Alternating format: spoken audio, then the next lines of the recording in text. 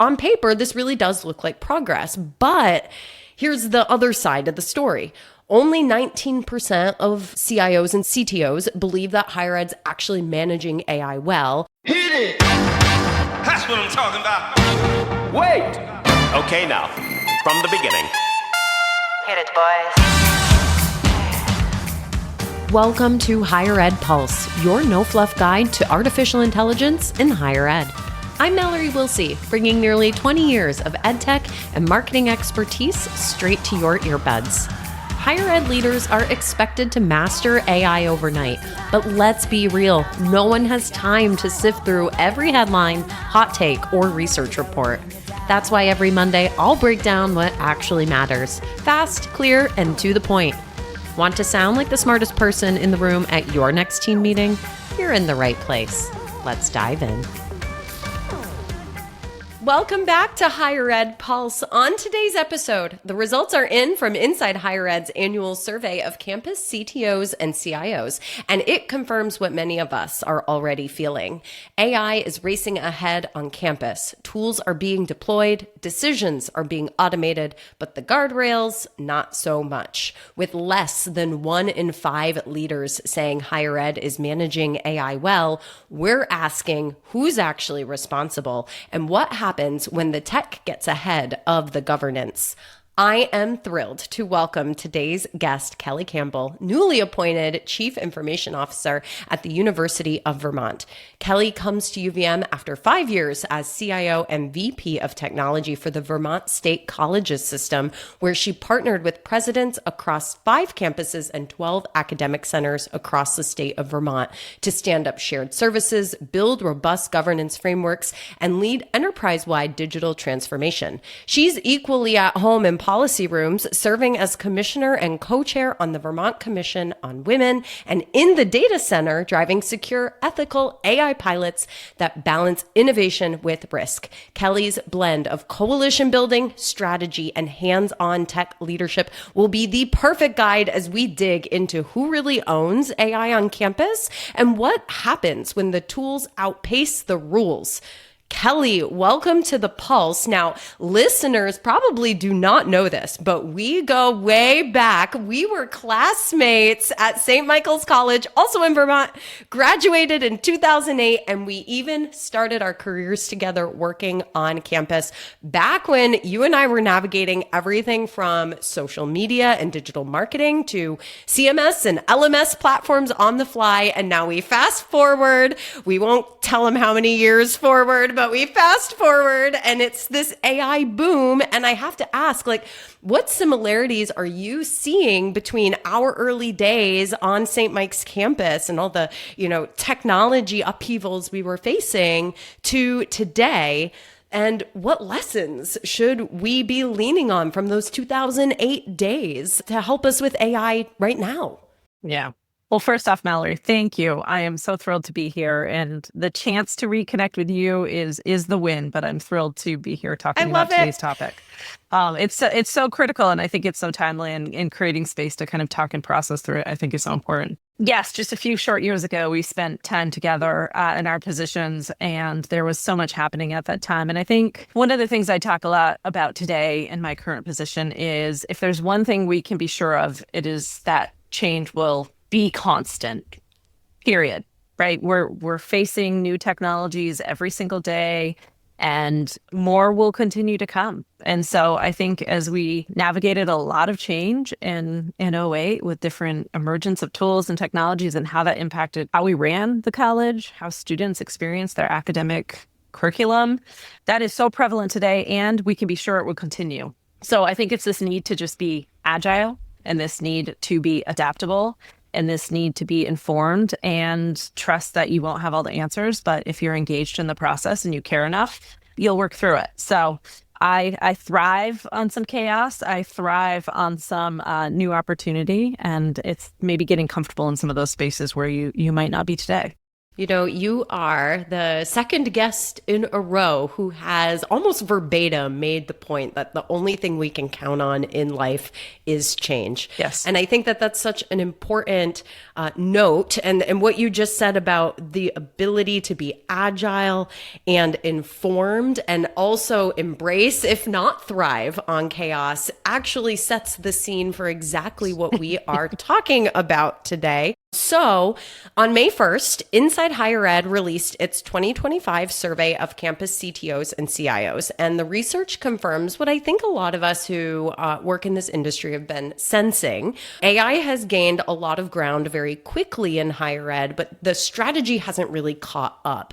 And I compared this year's survey with the data from 2024. So in just 1 year, there's been some progress. AI usage has surged. 33% of leaders say their reliance on AI has significantly increased.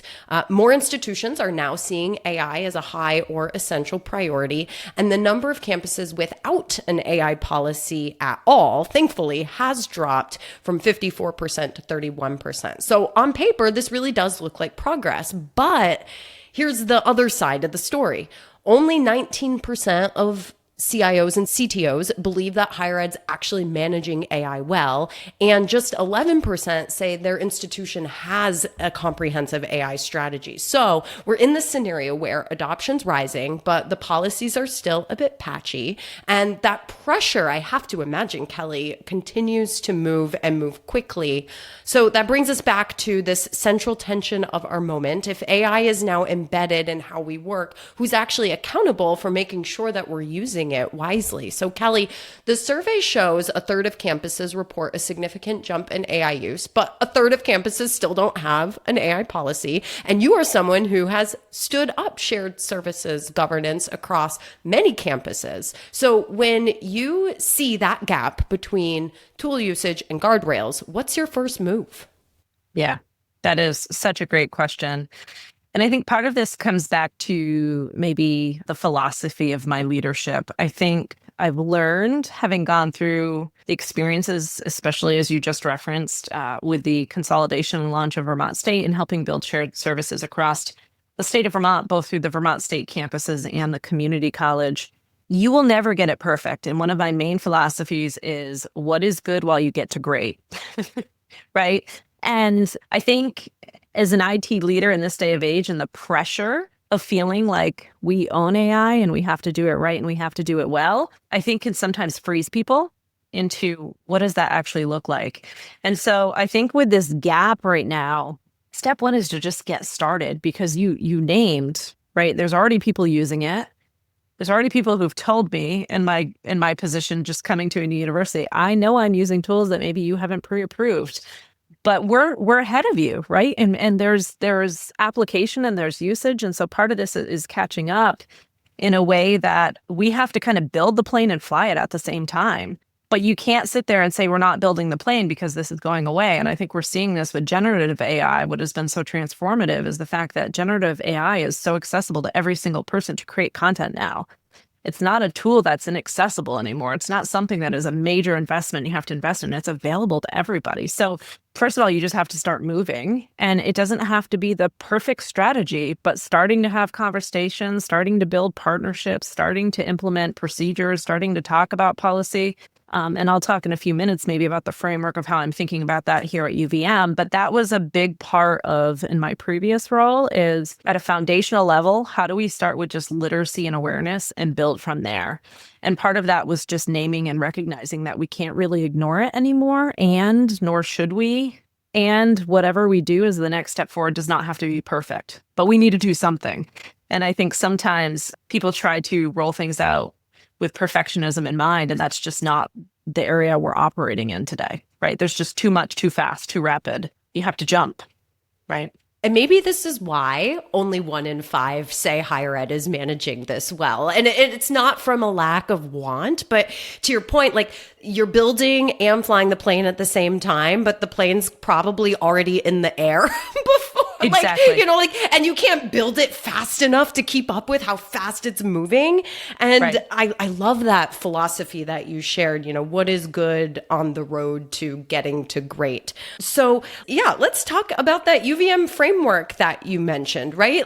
And I'm curious, how did you start? The plane probably already took off before you stepped foot on UVM's campus. So how did you insert yourself into that framework, and how are you supporting the institution as you are building the framework, building the roadmap for a very large public institution?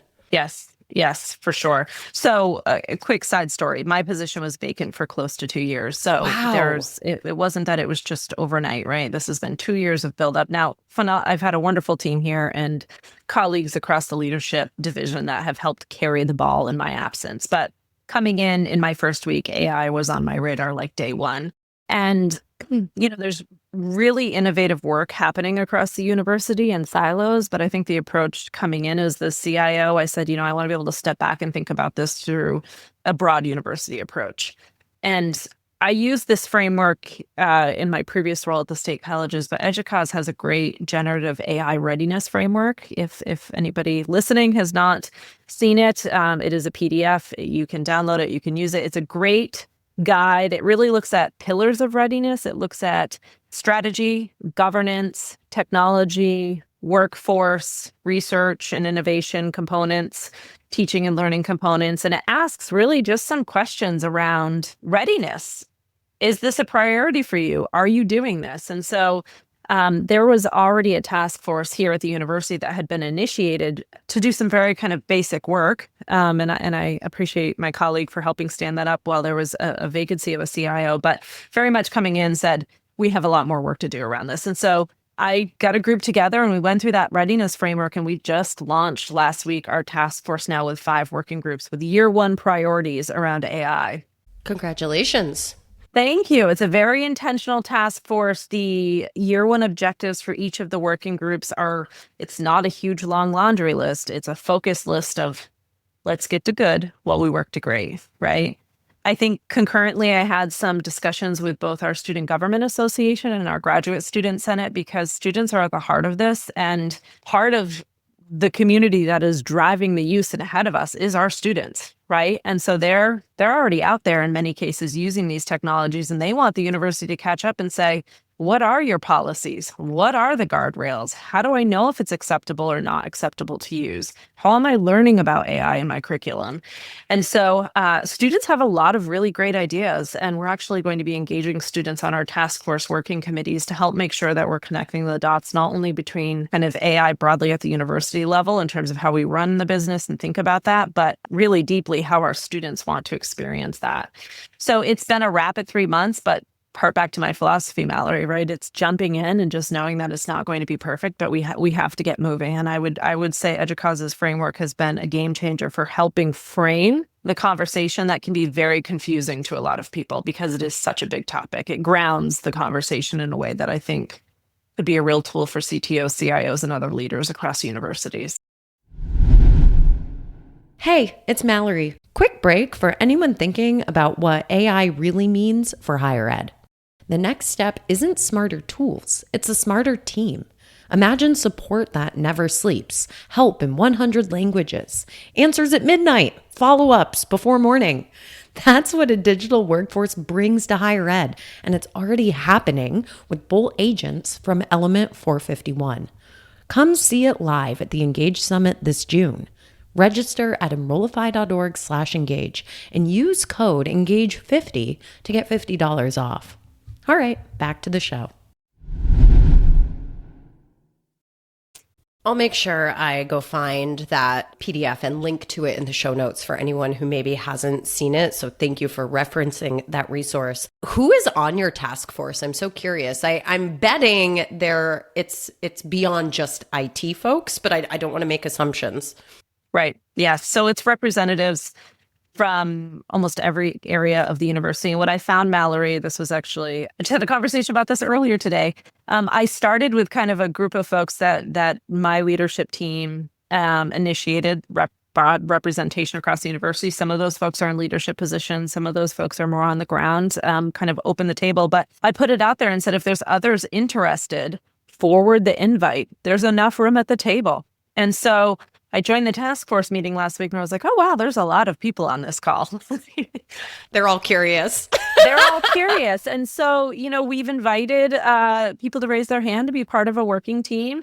I said, not everybody might be part of a working team just to keep things efficient, but you can be on this task force. You can participate and share ideas.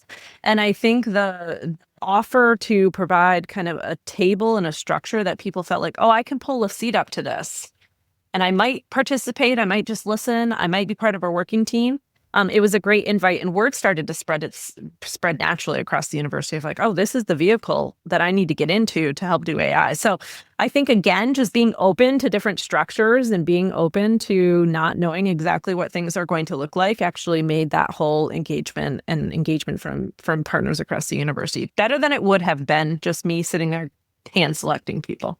Hey, that's fantastic. Anytime there's people are raising their hands, right? Like anyone who's ever worked for me knows my favorite line is people take responsibility. It's not given to them. And when that happens, that's when things actually get done because people are, taking the responsibility on and agreeing to it. So that is incredible. But I think there's some tension here too, because if you have all of these people from all of these different units on this task force, then the question in my mind is, well, okay, now who's actually accountable for the governance of AI, especially, and again, like UVM is a really large institution, unlike St. Mike's where we got our start, we probably knew every single person and high-fived them as we walked across campus from your office to mine. But it's a little different at a very large institution. And, and Inside Higher Ed has also put out some research with presidents as well. And, and so does it sit with the president? Does it sit with you, the CIO, or is it something else? Or is everyone accountable? I mean, and now I'm like thinking, as I'm thinking this out loud, like if everyone's accountable, then how do you actually make sure that these objectives that you've outlined in your task force will actually get done? Because we know when you share responsibility too much, right? Like then it can fall apart. Exactly. Yeah. Right. Too many cooks can be a challenge, right? Yes. Great question. A couple of thoughts. One, and this is maybe more, again, just my philosophy as CIO, I tend to be, if no one's going to own it, I'll own it. That's just kind of been something that I've carried forward in my career. And I think that's presented a lot of opportunities for IT structure and governance to be more impactful. I don't take the I lightly in the title of CIO, Chief Information Officer. I think CIOs, in terms of the role we play in higher education right now and the role that we need to play moving forward to help sustain, support, navigate change in higher ed, is fundamentally critical. And so that extends beyond technology. So much of my work is connecting people, connecting strategy, connecting ideas, connecting solutions. And I see AI fitting right squarely in the middle of that. So I would say, I've definitely taken on a leadership role in terms of, quote, owning this 3 months into the position. I do think the other piece within the task force is the strategy committee. And the strategy committee broadly is maybe owning some of those pieces, Mallory, that the other working committees will elevate up to. And so that I do think is important to have kind of a smaller group. And there's another vice president is supporting that strategy group with me and will be responsible for helping connect the work and the efforts of the task force to broader university objectives, helping be the in-between with other university leaders to make sure decisions and approaches are being done intentionally. And so there is definitely some shared responsibility across the university, no doubt. But I think if you need a quarterback, I think it's completely appropriate for the CIO in this situation because of my philosophy of what a CIO needs to be doing today in terms of the experiences that I've had, right? That can look different across many different institutions, but in my experience, that's kind of the responsibility that we have. Has your task force started to talk about the KPIs or success metrics that you'll use to track not just the success of the task force itself, but whether or not the AI initiatives that you roll out on campus will actually deliver value? Right. Yeah. KPIs, that's a huge one. I will say we haven't gone into the too much of the weeds on that yet, partially because one of the things the task force intends to do and is something I'm trying to initiate is some resources to do pilots, and encourage, in some places, maybe the opportunity to fail. Some of the biggest wins that I've seen in my career in terms of adoption of new technologies or successes has been when I've given resources and I've supported people and I've said, if this isn't a big win and you fail, that's okay, right? You took a chance and you tried something new. And so a long way of saying, I think KPIs are really critical to assess impact, especially as we're making major investment. But out of the gate today, hasn't been a central focus point yet because we're just trying to move the needle on some of the initial innovations and willingness to jump in, right? So accountability, I think sometimes when people feel measured, especially like quantitatively, they might hesitate and pause. And so I think coming out of some of the pilots, broader KPIs and measurements will definitely be a critical part of the plan, but initiation of just pilots and opportunities is really, I would say, from a strategy perspective, where we're starting. So where's the balance between piloting new AI tools quickly, but also making sure, right, from if I'm trying to tap into your CIO brain, that they're going to meet the privacy and security standards, even the ethical standards that you need to uphold? Yes, the tension of innovation and structures that people feel hold them back is a constant. And I will say, given my technology unit owns the security review of systems and, the privacy review of systems, sometimes we are the ones who are sitting there, innovate, but hold on, right? And so naming that, and I think those things have to work in parallel. I've challenged my security team to say, how can we accelerate our security review of systems and be really intentional, because student data and our responsibility there is something I don't take lightly. We have a huge responsibility to keep that data safe, and we don't have to reinvent the wheel. Like, there's a lot of higher eds and partners that are using certain tools. We can learn from other universities. We can learn from other partners. We don't have to start from ground zero, right? And so pre-approving or reviewing AI type solutions that are out there that maybe haven't come on deck yet, but we know will be in the queue at some point. So trying to move my team along while concurrently being flexible. And I think that's just a day-to-day operation that we're navigating. The pre-review of software is definitely something that has served us well, because there's just certain tools out there that are just blowing up in terms of their use in the higher ed space. And it's just then if we're not using it yet, somebody will be submitting a request for it in no time. So anyways, those are push-pull conversations. And I think as CIOs and as leaders, we have to navigate and balance that. And I think there's some creative ways you can keep both moving, but you can't say no. And you can't say yes all the time, but you have to be able to navigate. And that is the role of the CIO, right? Do you feel like a parent? I do, Mallory. It's definitely it's a lot of people management. Yeah. Well, gosh, I'm so lucky to have you in this role. I mean, gosh, I had no idea it was open for 2 years. So I even more so am grateful that you were able to take some time out of now what I'm realizing is a very, very busy schedule up in Vermont, Kellie. As we wrap this one up, if you could leave CIOs or tech leaders on campuses with a piece of advice for the next 6 to 12 months as it relates to innovation and AI and finding these balances that we've been talking about, what would that advice be? Yeah, such a great question. I think I'll answer it from a couple of perspectives. I've had several partners, friends in my higher ed community who really have just said, I don't know where to start. I've had Vermonters talk to me about this. I did a recent podcast for just educating Vermonters, and people are like, I don't even know where to start. That is okay. I think just starting with a foundation of literacy is a really good entry point into the conversation. When I was at the state colleges, one of the things we did was an AI development day where we brought a guest speaker in just defining AI. And we did some breakout sessions for both faculty and staff of just getting your hands dirty and like, what is this chat GPT thing? Or what is this Copilot thing? Right? Literally just creating space for a fundamental literacy. Because what I was finding is a lot of people, and I'm sure folks listening to this now could relate and go around their campuses or their organizations. And there's probably a lot of people that are like, I know it's this term. I know it's this thing. I don't know what it is, right?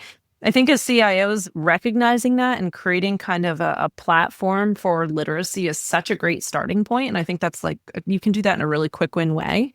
That's, I think, a really good entry point. I think if you're a little more established into some of the AI work, and maybe I'll just extend this beyond AI currently in my role, so much of the job that we're doing right now is connecting people, connecting strategy, connecting solutions to the strategic priorities of the university. I think continuing to do that work as CIOs will be so critical, not only in terms of how we continue to adopt AI on our campuses, but any other digital transformation or emergent technologies that have opportunity and impact. We will be more successful if we can create the vehicles for effective, collaborative solutions. And I think that's such a critical role for the CIO now. And it's not easy work, but I think that institutions that commit to that, CIOs that commit to that, will bypass this feeling behind stage at some point, and the vehicles will already exist to say, this is what we did with the last effort, it worked well. Let's do the same thing with the next and be able to advance things forward faster. So those would be a few tips I'd have. It strikes me, Kellie, that over the last 20 plus years, the role of the CIO has changed so dramatically. And I am so entrenched in the world of the CMO, and you could absolutely say the same. But gosh, that's probably a podcast in and of itself for another day. Kellie, I can't appreciate you joining me on this podcast enough. It was so great to reconnect with you. And listeners, keep an eye on this podcast feed. We have a lot of really exciting stuff coming up as we get closer and closer to the Engage Summit in Charlotte at the end of June. We will catch you next time. Bye-bye.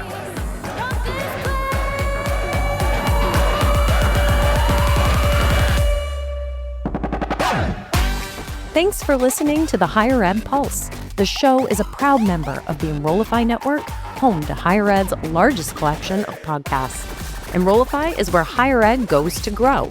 So be sure to check out our other podcasts, webinars, video clips, blogs, and more.